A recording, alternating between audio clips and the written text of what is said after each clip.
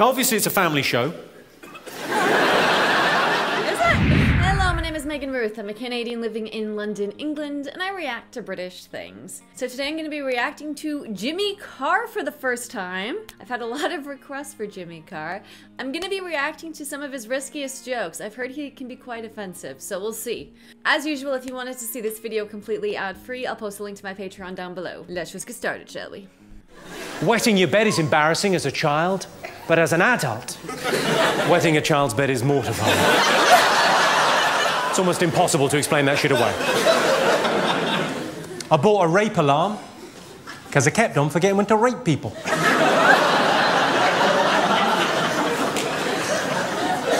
They're bloody marvellous. When I was a kid, I was scared of the dentist. He was a paedophile.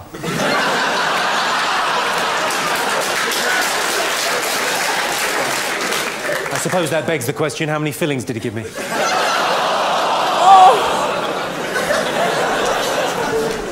Islamic fundamentalist sex dolls. Do they blow themselves up?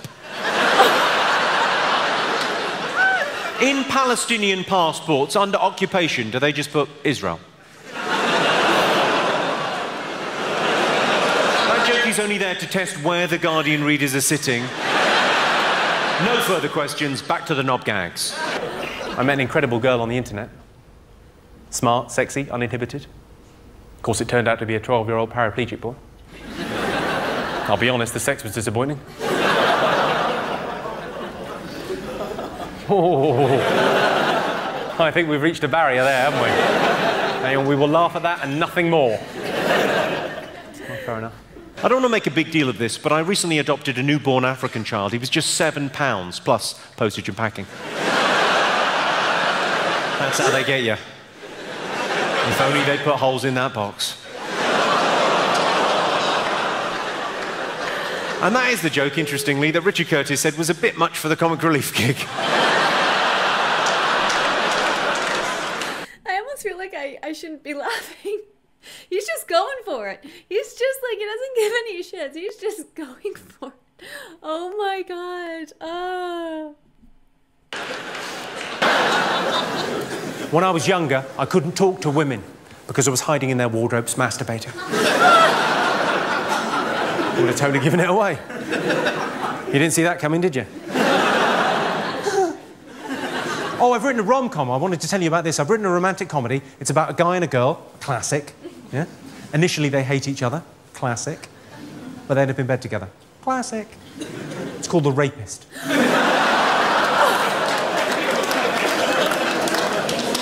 Did you see the story about Gary Glitter? There was a GCSE music question about Gary Glitter.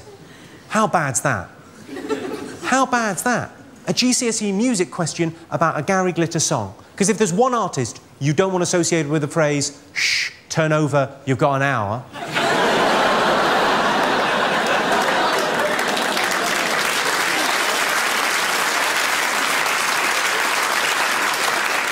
I should probably leave Glitter alone. He just wants to settle down and have kids. I said to my girlfriend, I said, you want to experiment with a role-play rape fantasy? She said, no. I said, that's the spirit.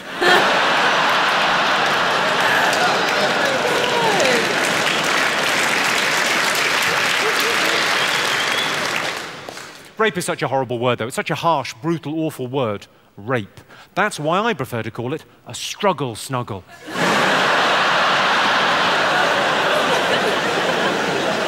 You couldn't stay mad at a struggle snugglist, could you?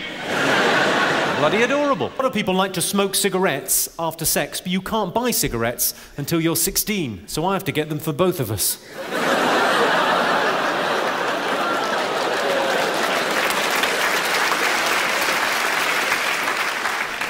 You think it's wrong I'm buying a 15-year-old girl cigarettes? You think it's wrong I'm fucking her? I'm kidding. Kidding does sound like a verb for child abuse, doesn't it? I'm kidding. Are you joking or touching kids? Obviously, it's a family show. I've noticed a thing, I go out to see a lot of comedy shows, and I've noticed a thing, comics tend to do their best stuff right at the end of the gig, and then they leave the audience wanting more. It sounds good, doesn't it? But it doesn't make any sense. Because you, the audience, are left wanting more, and the comedian has fucked off. That doesn't make any sense. So what I'd like to do, because I've given it some thought, I'd like to torpedo this gig with some very unpleasant jokes that will offend and upset you all. Yeah. And then you can all leave thinking, thank fuck that's over. You're welcome. Let's begin. If women are so good at multitasking, is it too much to ask? Tickle my balls while you work the shaft? Half a joke, half public service announcement. I often get asked, are you ever going to get married? I don't think I ever will get married. I mean, you can't get married at 16 without parental consent. And that's not going to happen. They still think she's dead.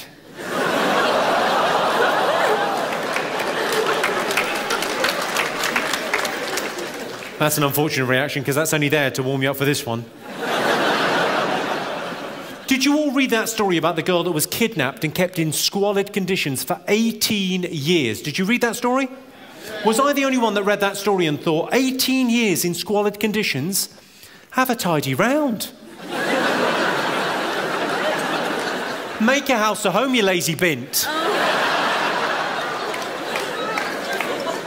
Say what you like about the Make-A-Wish Foundation.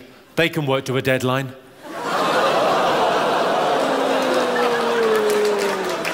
It's only words, nothing bad's happened. It's not like I've drop-kicked a kitten into an orphan's face. Once, I did that once. And it was fucking funny, but you sort of had to be there.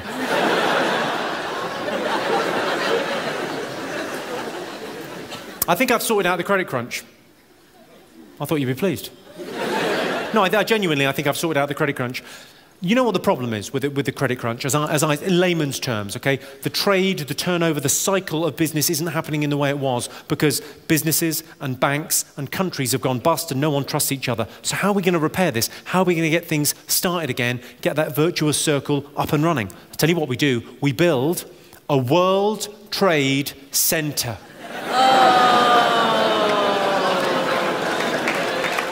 I can see you sat there with your arms crossed thinking that's going to be a fucking big building. We're going to have 2 of them. I was waiting for the 9/11 jokes. I was like, he's gonna have some 9/11 jokes in there. I was waiting. I saw the chief of the New York City Police on the news. He said, we will never forget 9/11. I thought, what's your fucking home, not your phone number?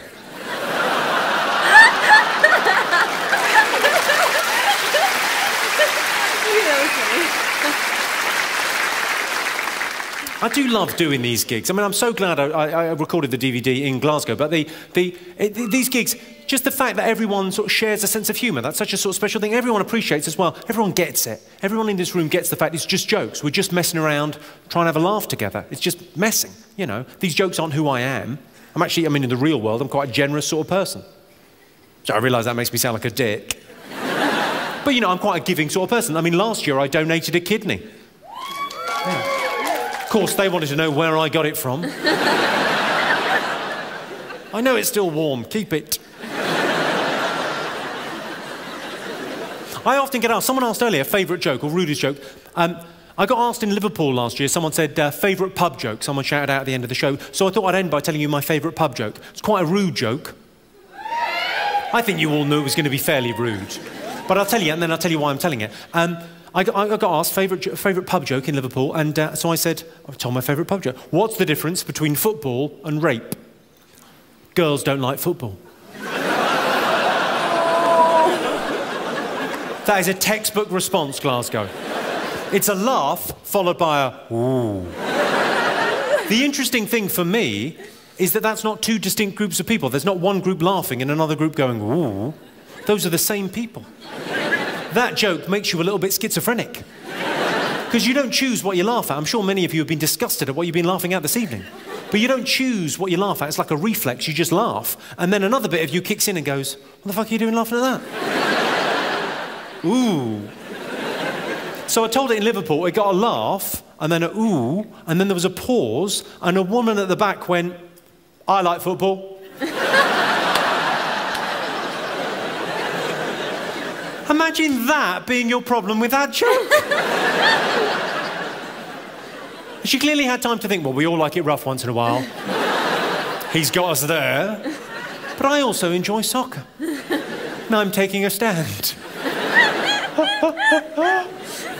Well, as I say, it's been a pleasure performing in Glasgow. I mean, the reason we did the DVD here is because it's sort of one of the best gigs of the year. I fucking love it. Thank you so much for coming out. Just a couple of...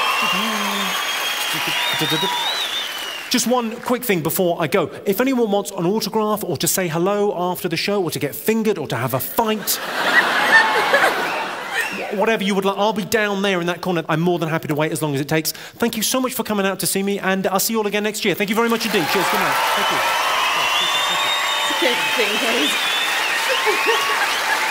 Imagine. Oh my God. Jesus Christ. That was... I didn't even know what to think. I mean, it was funny, but I also feel guilty for laughing. I don't know. Wow, he just went for it. And he didn't take a lot of time setting up the jokes either. The jokes are quite snappy. That's it. Like, I kind of feel guilty for laughing, but it was funny. I'm not gonna say it wasn't funny. It was funny. Wow. I don't know how successful he would be in the US. I feel like, well, even in Canada, I think he wouldn't be that successful. I don't know. It's hard to tell. I think Canadians and Americans, they're a little bit too sensitive. A little bit too sensitive for that, you know? That's very British. It's a very British style of humor, you know, the offensive jokes and everything, so. Anyway, thanks for watching. I hope you enjoyed the reaction. Before I go, I just want to quickly shout out my patrons. Thanks to my patrons for supporting me. My Patreon is my members-only site where you get benefits such as early access to my videos and my complete, unedited, uncensored reaction videos. And patron shoutouts if you're a top-tier patron. So thank you to Joseph, Brian, Reese, Kane, Robin, Hypnobob, Emil, Julian, Stevo, Patrick, Sean, Hikers1980, RG, Rob, William, Ian, Kyle, Danny, Rob DW, Gary, Bud, and Raoul. Thanks again for watching and see you next time. Bye!